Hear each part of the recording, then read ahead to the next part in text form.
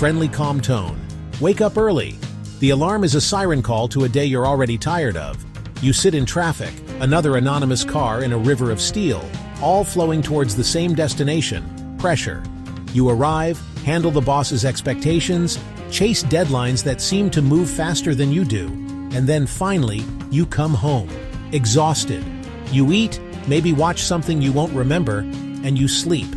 And then, you repeat the exact same routine tomorrow. This isn't just a bad week, this is the cycle for millions of working people today. It's a rhythm so relentless, so pervasive, that somehow job stress has become so common that we've started to call it normal. We wear our burnout like a badge of honor, but deep down we know this isn't normal. It's a silent thief, stealing our health, our happiness, and our relationships, one stressful day at a time. Pause, gentle. And the truth is, nobody really talks about the real cost of it all. Friendly, calm tone. Modern workplaces often feel like living inside a pressure cooker, with the heat constantly being turned up. Every quarter brings new, more ambitious targets. Every week, shorter, more demanding deadlines. The finish line is always moving, and underneath it all, humming like a constant, low-frequency anxiety, there's that fear. What if I'm not good enough? What if I make a mistake? What if I lose my job? In today's economy, that fear alone is enough to create a state of constant grinding stress. It forces us into a defensive crouch. Instead of working with creativity, confidence, and joy, most people are simply working in survival mode. We're not thinking about innovation. We're thinking about not getting called out in the next meeting. We're not driven by passion. We're driven by the fear of falling behind. And survival mode may keep you employed, it may pay the bills, but it has a hidden cost. It slowly, methodically drains your energy, your motivation, and ultimately your peace of mind, leaving you feeling like a shadow of your former self. Friendly, calm tone. And then comes the great blur, the erosion of boundaries we call work-life imbalance. It doesn't happen overnight. Work slowly creeps into your personal life like a rising tide, sometimes without us even realizing it. It starts with answering just one email after hours. Then it becomes a habit. Soon, you're taking work calls during your kid's soccer game. Family time suffers. Your health takes a back seat as gym sessions are replaced with late-night report writing. Even proper rest disappears as your mind races with work problems when it should be recharging. But the company's expectations, they never end. They are a constant, insatiable force. You're answering Slack messages at midnight. You're thinking about office politics while trying to have a meaningful conversation with your partner. You carry that tension into your weekends, turning days of rest into days of dread about Monday. It poisons your vacations. Pause, gentle, and at some point, in a quiet moment of exhaustion, you ask yourself that terrifying question. Am I working to live, or am I just living to work? The life you dreamed of feels like a distant memory, replaced by a schedule owned by someone else. Friendly, calm tone. But perhaps the hardest part of this entire struggle is its invisibility. Most people don't show it. They become masters of disguise. At the office, they smile. They ask about your weekend. They crack jokes by the coffee machine. They act like everything is perfectly fine, like they are thriving under the pressure. But inside, many are breaking. Burnout, anxiety, depression. These aren't just buzzwords. They are the silent struggles of the modern work life.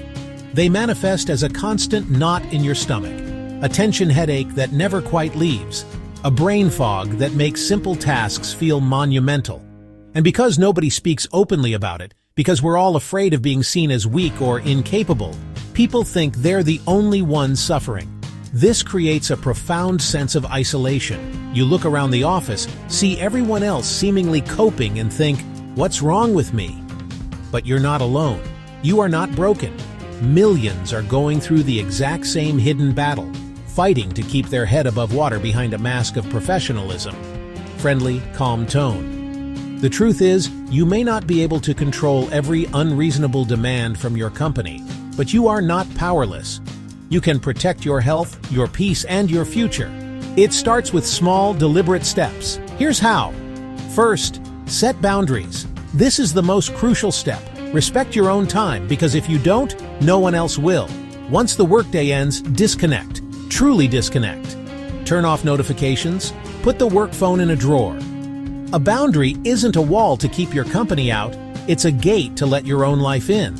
Second, prioritize your health. Exercise, good food, and quality sleep are not luxuries you earn after your work is done. They are non-negotiables. They are the foundation of your resilience. When your body is strong and your mind is rested, stress becomes far easier to handle. A 20-minute walk can do more for your productivity than an extra hour of staring at a screen. And third, build security outside your job. Slowly start building new skills, nurturing a side project, or creating an alternative income stream. This isn't about planning to quit. It's about building confidence and freedom. Knowing your entire future doesn't depend on one company, one boss, or one role is the ultimate stress reducer. Pause, reassuring. Even small, consistent steps in these areas can completely change how you experience work, shifting you from a position of fear to one of power. Friendly, calm tone. Your job is important, yes. It provides for you and your family. But your health, your family, and your peace of mind? Those are priceless. They are the actual fabric of your life. Never sacrifice your life for a company that can and will replace you tomorrow without a second thought. It's a hard truth, but a necessary one. Work hard, be professional, be dedicated, but live smart. Protect your well-being with the same ferocity you'd protect your family. Because at the end of the day, true success is not just about promotions or paychecks. It's not a title on a business card. It's about living a life where you feel healthy, happy, and truly free. It's about having the energy to be present for the people you love. Friendly, calm tone. If this message resonated with you, please remember, you're not alone in this feeling. Millions are dealing with the same stress, even if they don't talk about it. They're sitting in the car next to you in traffic, in the cubicle across from you, on the other end of that conference call. Share this video with a friend, a family member, or a colleague who might need to hear that it's okay to not be okay. And if you want more real conversations like this, subscribe and stay connected. Let's build a community where we can talk openly about these things. Work matters, yes, but your life matters more. Never ever forget that.